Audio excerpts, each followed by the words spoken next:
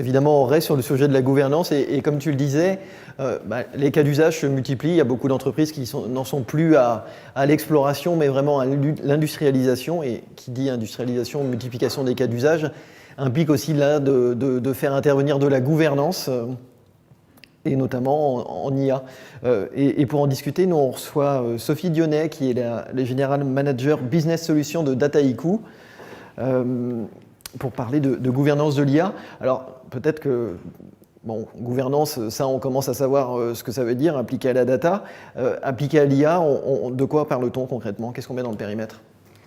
Alors on parle de choses qui finalement sont très similaires avec tout ce dont on a parlé, et puis quelque part c'est intéressant que je passe un peu après tout le monde, puisque s'il n'y a pas une bonne gouvernance de la data, il ne peut pas y avoir de bonne IA. Ça c'est sûr et certain, parce que tout ce qui est intelligence artificielle part de la data, part de cette qualité, part de cette conscience. J'ajouterai là-dedans, on a parlé tout à l'heure d'ailleurs du besoin peut-être dans ce travail de créer cette gouvernance de la data, le fait de l'utiliser, notamment de l'utiliser en IA, peut aussi créer un cercle vertueux pour comprendre la matérialité de cette data et créer une vraie conscience au niveau des métiers.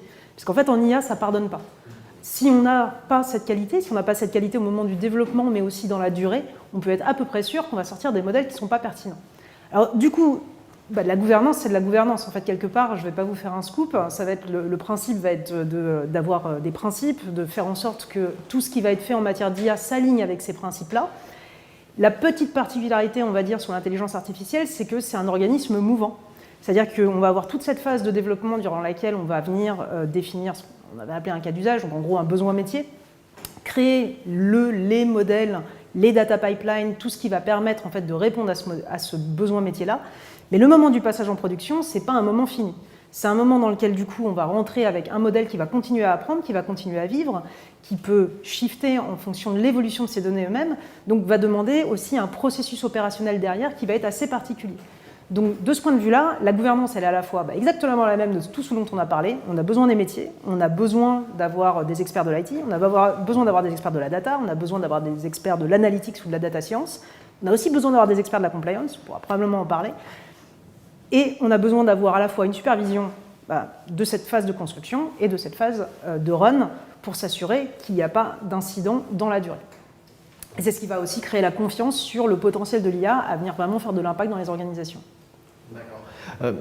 Créer la confiance, mais est-ce que, c'est toujours une préoccupation, c'est toujours le ROI finalement d'un projet, la gouvernance et le ROI, est-ce que la gouvernance de l'IA, des modèles, ça permet aussi de créer de la valeur ou éventuellement de ne pas en détruire, ce qui est déjà un bénéfice?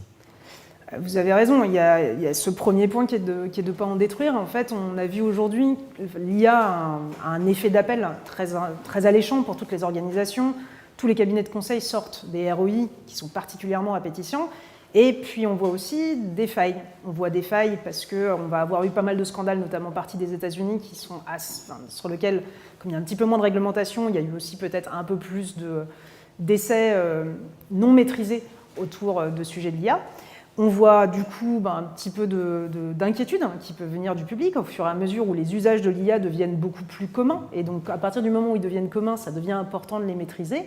Et puis par ailleurs, moi je rajouterais là-dessus qu'en fait on a un vrai besoin de sortir de cette zone d'expérimentation de l'IA pour la mettre dans le tangible. Alors, pour la mettre dans le tangible, ça veut dire probablement se dire finalement aujourd'hui l'IA ce n'est qu'une technique comme une autre. Cette technique elle doit être au bénéfice des métiers.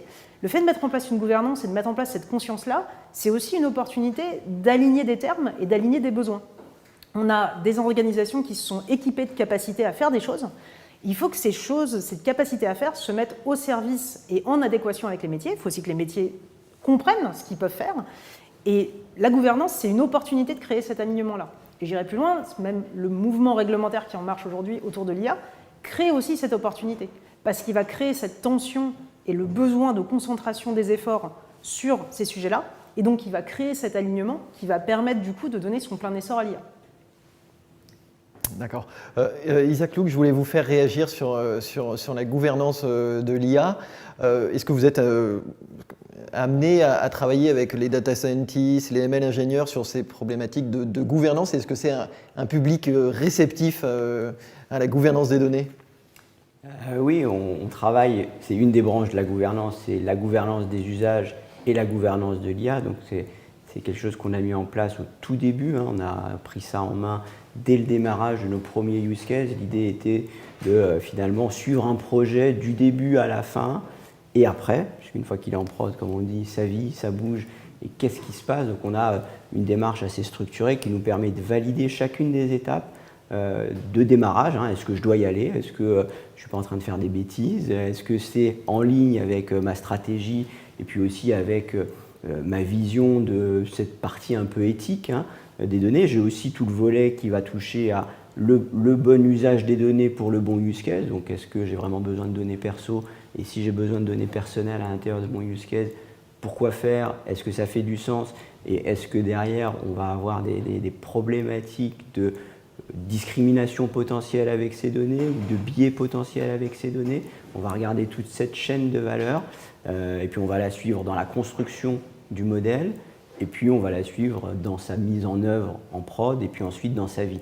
Donc on va pouvoir adresser ces différentes étapes. On a même été jusqu'à aujourd'hui scorer ces étapes et ces différentes parties de fabrication de l'IA pour donner un indice de confiance à notre COMEX sur mes algos en prod. Est-ce que j'ai beaucoup confiance ou un peu moins confiance? Alors en général, quand on a moins confiance, on ferme avant. Mais globalement, on a réussi à faire monter nos project managers, spécialistes de ces sujets-là, nos data scientists, la conformité, les équipes DSI sur une chaîne de valeur qui est contrôlée, qui doit normalement nous donner un peu de sécurité, alors peut-être pas complète. C'est vrai que le plus dur, c'est dans la vie de l'algo, c'est est-ce qu'il dévie, est-ce que j'ai des biais qui se créent que je n'avais pas vus, est-ce que j'ai des discriminations qui peuvent apparaître. Ça, c'est un peu plus compliqué, mais ça fait partie du chemin qu'on met en œuvre. Donc oui, c'est une grosse préoccupation. Merci. Sophie, l'évidence, la gouvernance, c'est important à appliquer à l'IA, peut-être encore plus compte tenu de la criticité de certains algorithmes. Quand est-ce qu'on la met en place? Est-ce que c'est très en amont? Est-ce que c'est pendant? Et qui on implique? J'ai cru comprendre de ce que peut dire Isaac qu'on fait intervenir un certain nombre de personnes.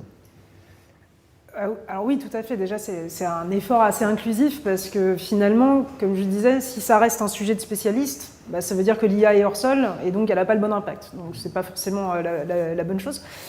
Pour la première partie de votre question, en fait, sur la façon dont on démarre, il ne faut pas le démarrer tout de suite parce que pour le coup, le mot gouvernance, il peut faire peur. Je ne sais pas comment vos data scientists l'accueillent, mais j'imagine que ce n'est pas forcément en sautant de joie. Formation, je pense que c'est important. Former, éduquer, parler, présenter les problèmes que les autres ont, les incidents des autres peuvent nous arriver. Et je pense qu'ils sont de plus en plus sensibles quand même au fait d'avoir une responsabilité dans ce qu'ils fabriquent. Et ils n'ont pas envie, en tout cas chez nous, de faire mal. Donc ils écoutent quand même. Et entre performance et résultats, ils sont conscients quand même de plus en plus qu'ils ont un rôle clé à respecter. Et cette conscience-là, en fait, en général, elle vient avec l'impact. C'est-à-dire qu'au début, il y a besoin quand même de laisser une phase d'expérimentation et le besoin que l'organisation le traite quand même comme étant un sujet de démarrage et qu'à partir de ce moment d'impact, qui va en général se faire par des petites cellules très rapprochées, le problème ne vient pas du premier modèle. Le problème, il commence à venir quand on en a 7, 8, 9, 10, 15, 20, 30, et puis un petit peu partout, et puis avec peut-être un peu de legacy qui se met en place, et puis avec un historique derrière. Donc nous, ce qu'on conseille à nos clients, on a la chance d'en avoir 450 et qui sont à des niveaux de maturité un peu différents, on les voit prendre en charge ce sujet à partir du moment où ils passent une première étape où ils se structurent eux-mêmes. Et où ils commencent à aussi toucher des problématiques qui deviennent extrêmement matérielles pour l'organisation. Aucune n'a envie sciemment de faire du mal. Aucune n'a envie de ne pas venir servir ses intérêts métiers. On va dire que c'est forcément une partie extrêmement marginale qui ira dans cette direction-là. Par contre, c'est vrai que vu la nature de ces thématiques-là, et vu aussi peut-être des fois un peu les fantasmes qu'il peut y avoir autour, il y a un besoin de démystification et de ramener ça. Donc moi je dirais, c'est une fois qu'en fait il y a eu ces premiers succès-là, il faut venir commencer à créer cette gouvernance, pas forcément créer un char d'assaut, mais créer quelque chose qui va être particulièrement inclusif, qui va aussi permettre à des équipes de risque et de compliance qui vont être en charge à un moment donné de venir certifier des usages, de les maîtriser et de les comprendre. Et ça vient, je pense, de toutes les parties d'une imprégnation et d'une formation mutuelle sur les rôles à avoir du côté des uns et des autres. Mais finalement, ça se fait relativement simplement dans les organisations.